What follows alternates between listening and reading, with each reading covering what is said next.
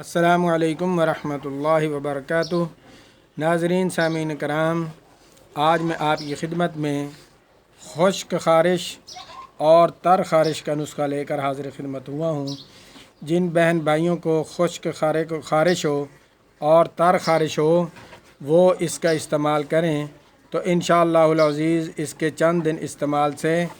آپ بالکل صحت یاب ہو جائیں گے۔ آپ نے کیا کرنا ہے، کیرو، گندک، سہاگا، ان کو پیس کر مکھن میں ملا لیں اور بدن میں مل کر تھوڑی دیر دھوپ میں بیٹھ جائیں، اور تھوڑی دیر دھوپ میں بیٹھنے کے بعد پھر گرم پانی سے بدن کو دھو ڈالیں تو انشاءاللہ العزیز اس سے خشک خارش، تر خارش بالکل ختم ہو جائے گی۔ اور اس کے ساتھ ایک دوسرا نسخہ ہے، آپ نے کیا کرنا ہے، سہاگا 6 ماشا، گندک آملہ سار 6 ماشا، سندور 6 ماشا، مراد سنگ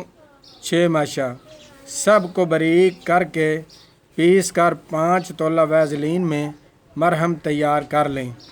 اور رات کو سوتے وقت اس کی پورے بدن پر جہاں جہاں خارش وغیرہ ہو وہاں پر مالش کر کے سو جائیں، اور صبح کو گرم پانی سے صبح اٹھ کر گرم پانی کر کے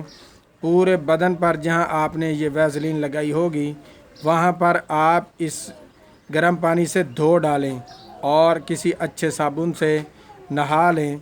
تو انشاءاللہ العزیز آپ کی خشک خارش، تر خارش، ہر طرح کی جو بھی بدن میں خارش ہو چکی ہے وہ چند دن اس کے استعمال سے انشاءاللہ العزیز ختم ہو جائے گی۔